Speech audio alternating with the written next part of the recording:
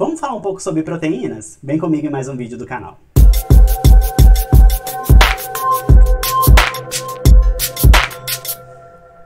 Olá, seja bem-vindo ao canal Ensinando a Nutrir. Eu sou Wesley Santana, sou professor e nutricionista e criei este canal aqui no YouTube como uma forma de compartilhar um pouquinho do que eu sei sobre esse fantástico mundo da nutrição. Então, dei início a uma série falando dos principais macronutrientes da alimentação. Já falamos sobre carboidratos, já falamos sobre fibras e hoje é a vez das proteínas. Elas que ficaram muito famosas agora recentemente por causa da nutrição esportiva e o pessoal da academia, os atletas, mas que ela tem um grande potencial que às vezes a gente não enxerga em relação a este macronutriente. Sobre a constituição das proteínas, nós podemos dizer que elas são substâncias constituídas de carbono, hidrogênio, oxigênio e nitrogênio. Aqui mora o grande diferencial dela quando comparados com os outros macronutrientes. Apenas a proteína possui nitrogênio, carboidrato e lipídio não. Então, se alguma questão de algum concurso, alguma prova sua vier abordando nitrogênio, você já sabe que refere-se às proteínas. Então, elas são formadas por aminoácidos, que são as menores unidades da proteína, unidas em longas cadeias por ligações peptídicas. Então, são aminoácidos unidos por ligações peptídicas. Essas ligações, no processo da digestão, serão desfeitas para poder gerar aminoácidos para o seu corpo utilizar. Então, elas podem se torcer e se dobrar em um espaço tridimensional, formando as estruturas proteicas. Então, uma proteína nada mais é do que uma grande cadeia de aminoácidos juntos. Eu costumo comparar uma proteína com uma parede de tijolos. Cada tijolinho forma a parede. A mesma coisa aqui na proteína. Cada aminoácido junto vai formando uma cadeia proteica. Existem 20 tipos de aminoácidos diferentes que são classificados em essenciais ou não essenciais. Dependendo da referência que você pegar, são classificados em essenciais ou condicionalmente essenciais, indispensáveis ou condicionalmente indispensáveis. O que significa isso? Os essenciais são aqueles que o seu corpo não fabrica. Você necessariamente vai ter que comer na alimentação. Então, os essenciais são aqueles que vêm da dieta. Seu corpo não fabrica. Já os não essenciais são aqueles que o seu corpo fabrica, mas que em algumas determinadas situações o seu corpo vai precisar de a mais. Mas ele tem a capacidade de produzir. O que pega muito nos concursos, residências, provas Brasil afora, é você identificar a diferença entre um aminoácido essencial e não essencial, porque são 20 tipos. E às vezes a prova te joga um nome de um aminoácido e pergunta, este aminoácido é essencial ou não é essencial? E aí bate aquela dúvida, né? Então, para isso, nós temos um macetezinho para lembrar quais são os aminoácidos essenciais. Você vai lembrar da seguinte frase, na hora que você estiver fazendo a sua prova. Lembra do Félix. Que Félix, professor? É o Félix.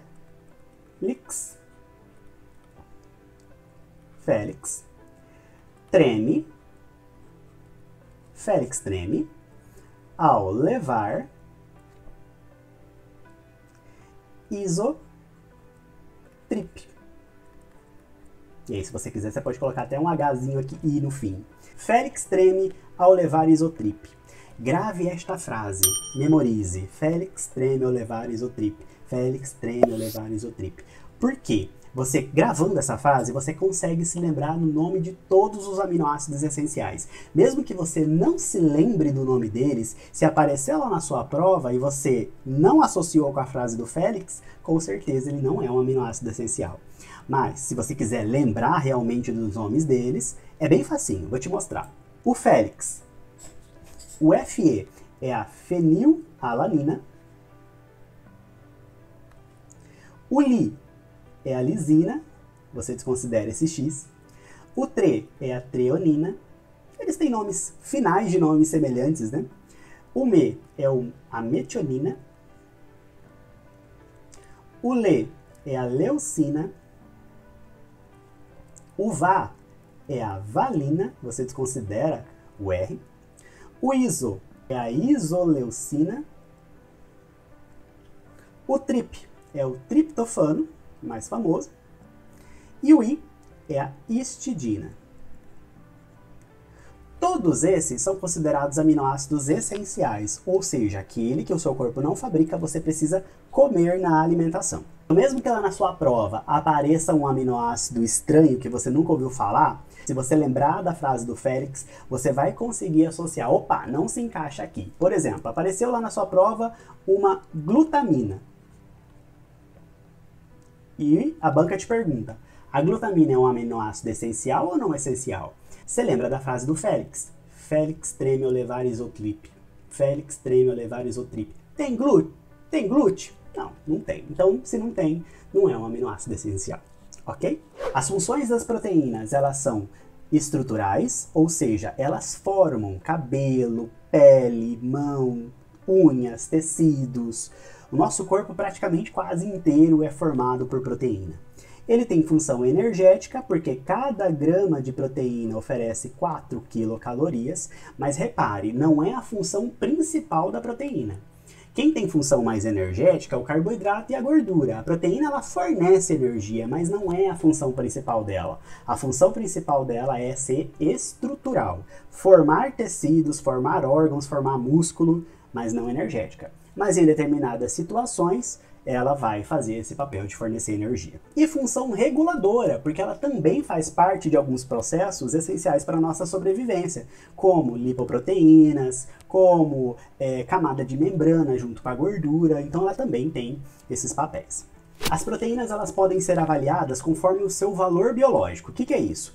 Valor biológico é a quantidade de aminoácidos essenciais, ou se contém todos os aminoácidos essenciais, em proporções adequadas. Lembra da lista do Félix? Então, se aquele alimento contém todos os aminoácidos da lista do Félix, que são esses aqui, se o alimento contém todos eles em proporções adequadas, ou seja, em bom número, esta proteína é considerada uma proteína de alto valor biológico. Nela a gente pode destacar as proteínas de origem animal. Carne, frango, peixe, leite e ovos são proteínas de alto valor biológico. Já as proteínas de baixo valor biológico são aquelas que não possuem quantidades adequadas de aminoácidos essenciais, que geralmente são as proteínas de origem vegetal, como as leguminosas, feijão, ervilha, grão de bico, soja, que são proteínas que não contêm todos os aminoácidos que são essenciais à nossa sobrevivência. Isso significa que são proteínas ruins? Não, são proteínas boas, mas quando a gente para pensar na quantidade de aminoácidos essenciais, as proteínas de alto valor biológico são bem melhores. Quanto eu devo comer de proteína, professor? Isso é muito variável, depende de cada situação, de cada pessoa, do sexo, depende da atividade física dessa pessoa, mas de uma maneira geral, as referências tanto da OMS quanto da Sociedade Brasileira de Nutrição, que ainda estão valendo, elas giram em torno de 0,7 a 0,8 até 1 grama de proteína por quilo. Em algumas situações, onde a pessoa vai precisar de mais proteína, como por exemplo, paciente crítico, queimado, pacientes que fazem hemodiálise, eles vão precisar de uma quantidade maior de proteína. Em outras situações, como um renal conservador, que é aquele que não faz diálise, ele vai precisar de menos proteína. Então isso varia muito conforme cada caso clínico, conforme cada pessoa.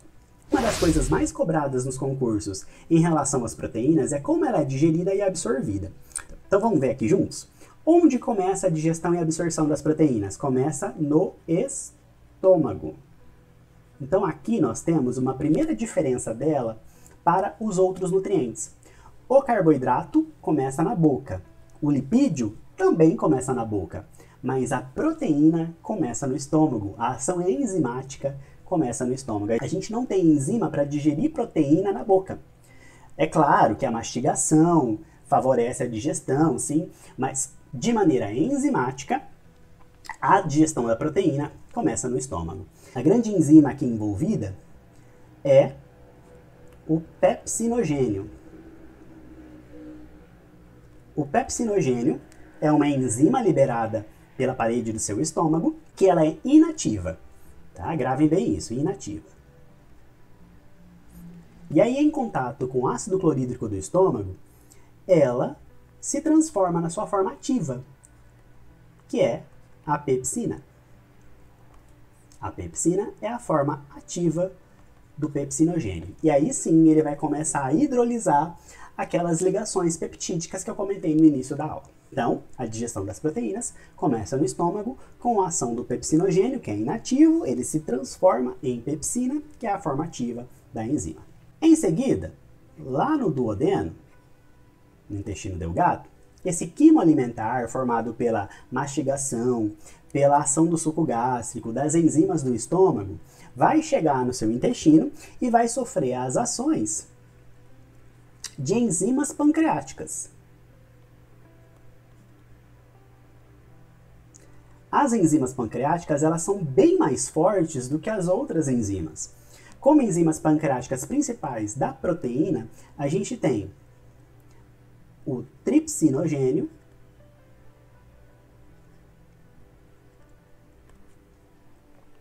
e o quimiotripsinogênio.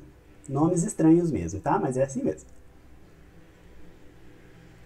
Quimiotripsinogênio.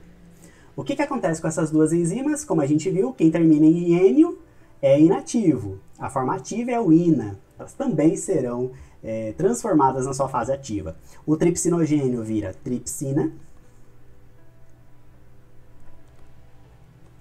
E o quimiotripsinogênio vira quimiotripsina. Professor, por que acontece isso de primeiro liberar inativo e depois liberar na fase ativa? Vamos pensar o seguinte, essas proteínas elas são poderosas para destruir ligações peptídicas. E o nosso corpo é formado de proteína. Nossas células são formadas de proteína. Então o nosso corpo é muito sábio que ele só ativa essas enzimas no momento certo, né, para agir sobre o alimento.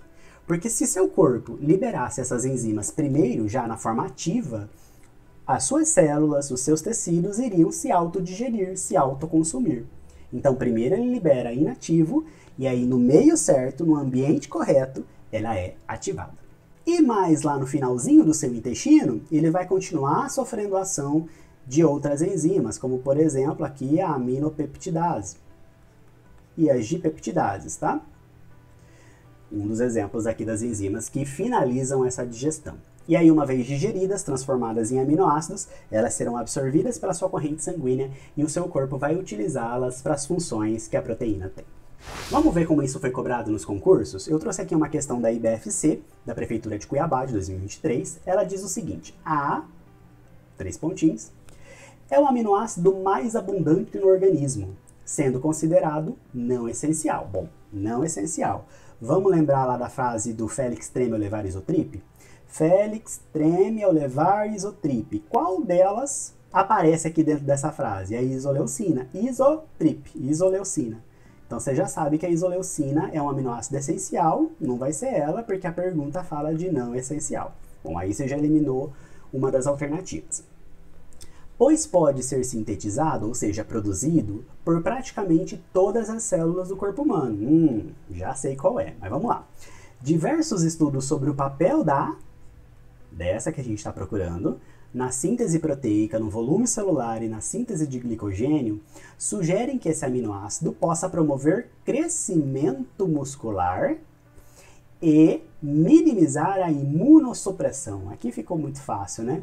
Induzida pelo exercício físico intenso e prolongado. Seguinte, o aminoácido mais abundante do organismo é a glutamina.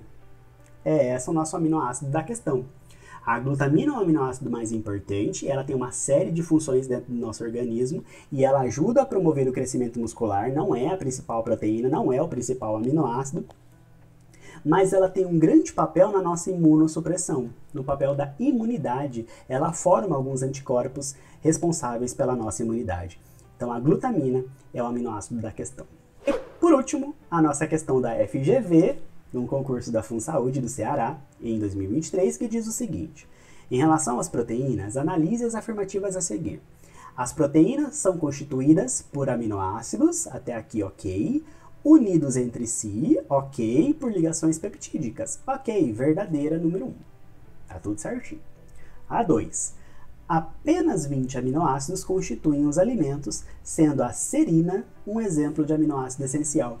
Verificou como é importante a gente lembrar da frase do Félix? Porque aqui, ó, ele diz exemplo de aminoácido essencial. Será Então, para você decorar, decora ferro extremo, levar isotrip. Tem que ser no meio dessa frase, ferro extremo, levar isotrip. Não tem. Então, a serina não é um aminoácido essencial. Tá falsa a alternativa 2. 3. De acordo com a classificação biológica, a actina é uma proteína contrátil. Sim, ela faz parte da nossa musculatura, ela ajuda na contratibilidade dos músculos. E a hemoglobina é uma proteína de transporte. Sim, ela transporta oxigênio, transporta ferro por meio das hemácias no nosso organismo. Está correto o que se afirma então, tá, essa aqui está verdadeira. A 1 e a 3, letra D no caso, gabarito da questão. Você ia gabaritar mais um exercício de prova. Lembrando que essa é só uma revisão básica sobre as proteínas. Caso você queira estudar mais, eu aconselho a você procurar livros, artigos que falam sobre as proteínas, os tipos de whey protein. Em breve, quem sabe eu possa fazer vídeos sobre esses temas. Deixa aqui suas sugestões do que você quer ver aqui no canal Ensinando a Nutrir.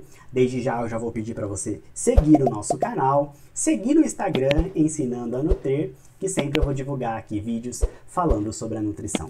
Boa prova, bom concurso, bons estudos!